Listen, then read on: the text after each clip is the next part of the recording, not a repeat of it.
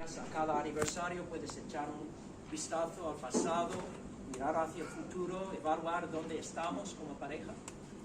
Y yo creo que una iglesia también debería hacer un tipo de autoevaluación y preguntarse por qué estamos aquí como iglesia, cuál es nuestra meta, cuál es nuestro propósito, qué justificación tenemos para existir como iglesia. Porque tú sabes que hay mucha gente hoy en día que piensa que la iglesia es una institución obsoleta, que obviamente no tiene un lugar en el mundo, porque la sociedad ahora es tan diversa, cada uno tiene su propia visión de la realidad, de sus propios valores. ¿Qué papel hay para la iglesia en el mundo de hoy?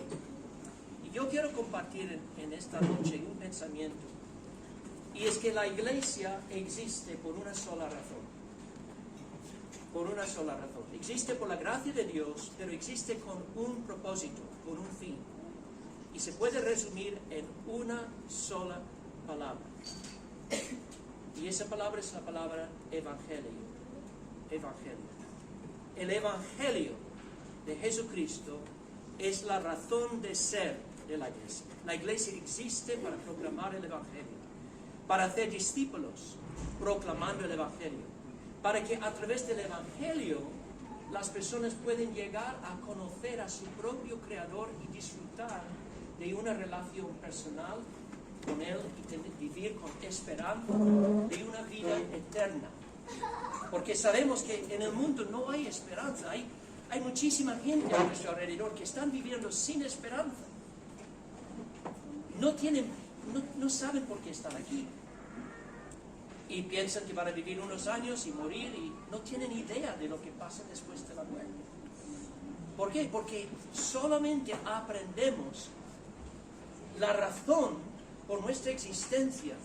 Solamente podemos tener esperanza a través del evangelio. Entonces quiero leer un pasaje, unos breves versículos del apóstol Pablo que él escribió a los Corintios. Corinto es una ciudad griega. Y en el primer siglo, Pablo había establecido una iglesia en Corinto. Pero se enteró de que algunos hermanos, algunos de los miembros de la iglesia, se estaban desviando del evangelio. Estaban siendo atraídos por ideas filosóficas de los griegos y los romanos. Y entonces Pablo les escribe para recordarles los fundamentos de su fe. Y eso es lo que dice.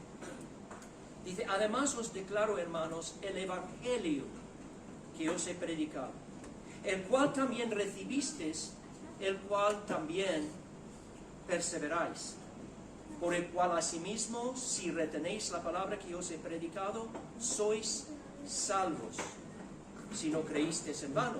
Porque primeramente os he enseñado lo que asimismo recibí, que Cristo murió por nuestros pecados, conforme a las Escrituras, que fue sepultado y que resucitó el tercer día, conforme a las Escrituras, y que apareció a Cefas y después a los 12.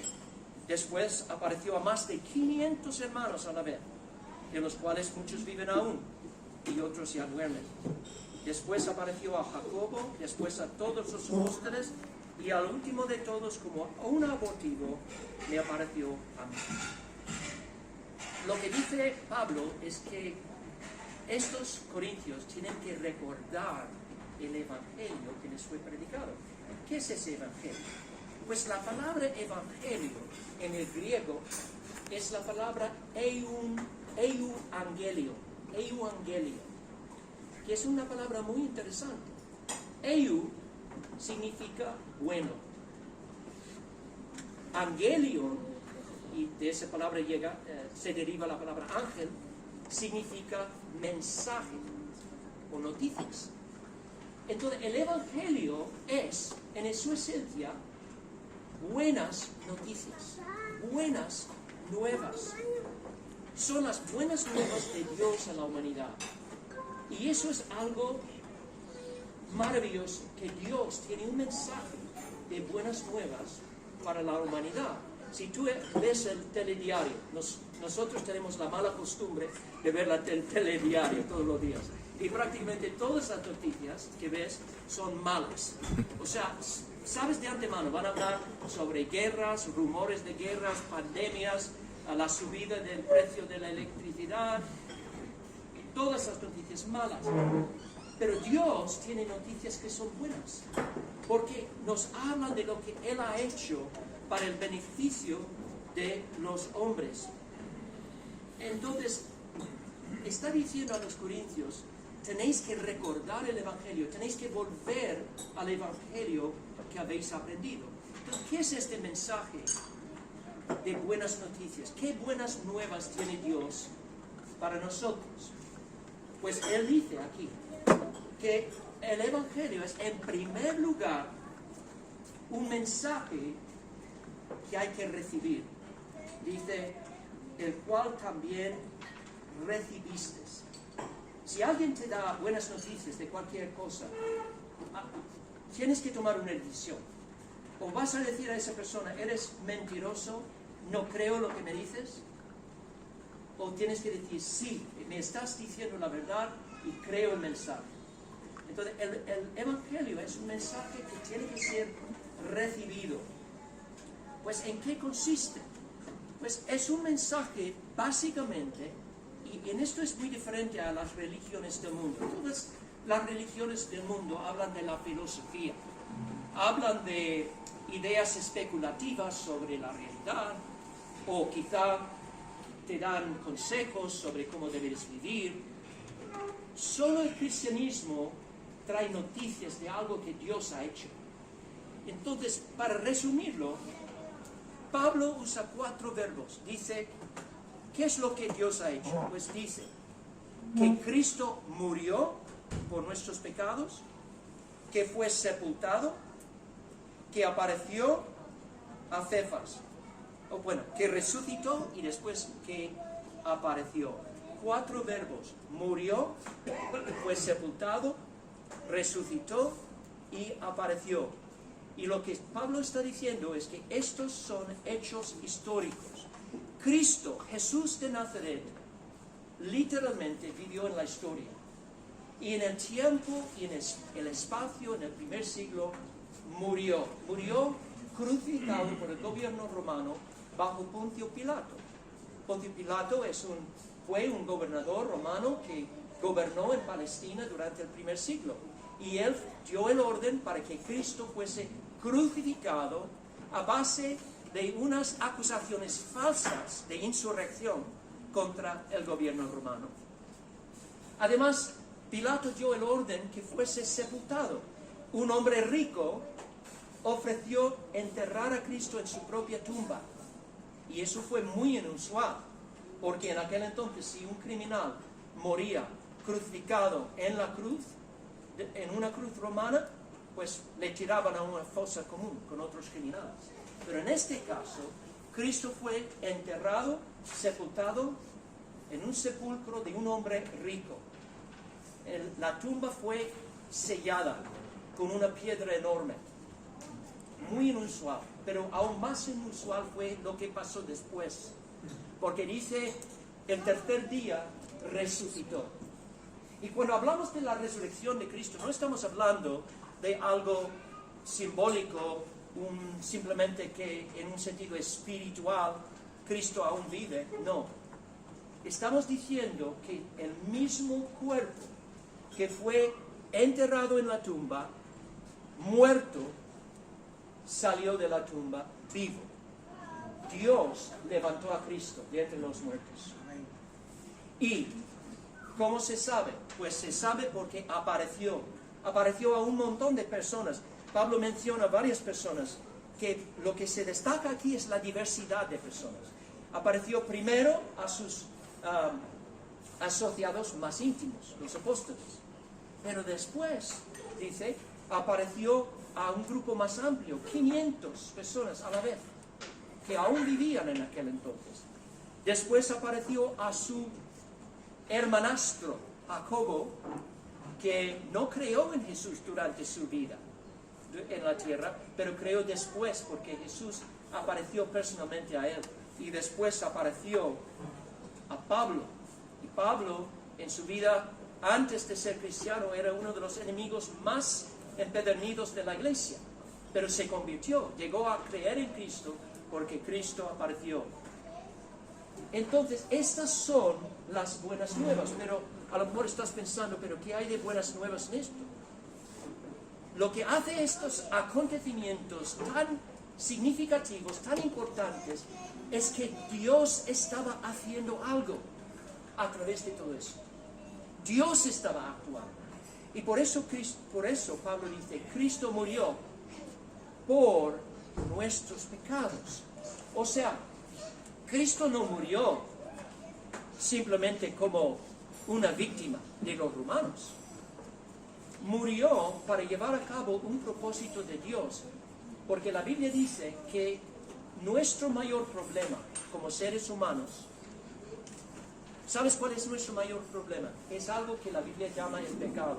Y yo sé que el pecado no es una palabra muy popular hoy en día. Mucha gente no quiere escuchar nada del pecado. Y cuando se escucha esta palabra, normalmente pensamos en todas las cosas malas que las personas hacen, ¿no? Mienten, engañan a su vecino, cometen adulterio, roban, codician, pues engañan al otro. Y todas estas cosas son malas. Pero la Biblia dice que estas son las manifestaciones externas de un problema interno, mucho más profundo. ¿Y sabes cuál es el problema? Es que no amamos a Dios ni al prójimo como debemos amar. Es que estamos por naturaleza entregados al servicio de nuestro ídolo. ¿Y sabes quién es nuestro ídolo? Yo. El hombre por naturaleza es esclavo de sus propias pasiones, sus propias ambiciones, y no puede liberarse de esta condición. Tiene delante de Dios culpa por las malas cosas que ha hecho, por las transgresiones. Y la Biblia dice que la paga del pecado es la muerte. O sea, todos merecemos morir por nuestros pecados. Y la muerte en la Biblia no es solamente la muerte física, es la muerte eterna, es estar separado para siempre de Dios. Entonces, la única manera de ser liberado de esta condición es que una persona absolutamente perfecta, sin pecado, tiene que ofrecerse para ponerse en nuestro lugar como un sustituto, para llevar nuestro pecado en su propio cuerpo y sufrir el castigo que cada uno de nosotros merecemos. Y esto es lo que pasó en la cruz. En la cruz Jesucristo se hizo ese víctima. Él se hizo culpable, dice la palabra, de los pecados del mundo. ¿Ves? La humanidad en toda su diversidad. Cristo murió por personas de cada raza, lengua, nación. Llevó sobre su propio cuerpo la culpa de innumerables personas. Y sufrió y murió una muerte amarga. Pero la historia no termina ahí, porque resucitó. Y la resurrección es la prueba de que Dios aceptó su sacrificio. ¿Sabes lo que esto significa? Y aquí están las buenas nuevas.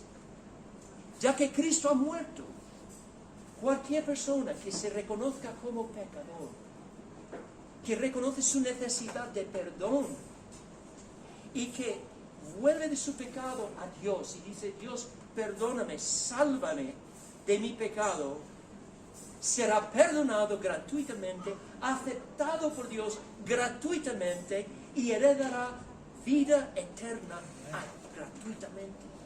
Gracias a Cristo, gracias a lo que Él hizo en la cruz. Este es el Evangelio. Esta es la única razón que cualquier iglesia, la única razón que una iglesia tiene derecho de existir.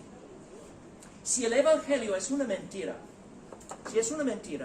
cada iglesia en el mundo debería cerrar sus puertas, vender su propiedad, y todos sus miembros deberían ir a casa y comer y beber y pasarlo bien hasta morir. Porque la vida no tiene sentido. No tiene sentido sin Cristo. Pero sabemos que el Evangelio es verdad porque Cristo resucitó. Cristo fue visto apareció a muchas personas. Además, Pablo dice, murió conforme a las Escrituras. Todo lo que hizo Cristo fue profetizado de antemano. Puedes leer pasajes como Isaías 53, el Salmo 22, y ahí ves muchas profecías que apuntaban a Jesús antes de su venida a la tierra. Así que quiero terminar simplemente diciéndoos que os exhorto a todos a aprender el Evangelio.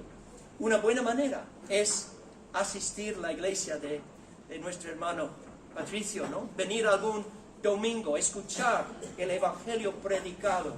Es el único mensaje. Y yo llevo 61 años. He visto mucho, he escuchado muchos mensajes. Os digo, no hay otro mensaje como el Evangelio. El Evangelio es el único mensaje que puede dar esperanza al ser humano. Una esperanza que va más allá de esta vida corta y miserable. Nos da una esperanza eterna. Tú puedes tener vida eterna en Cristo Jesús.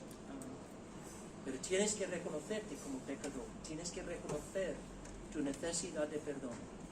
Tienes que arrepentirte.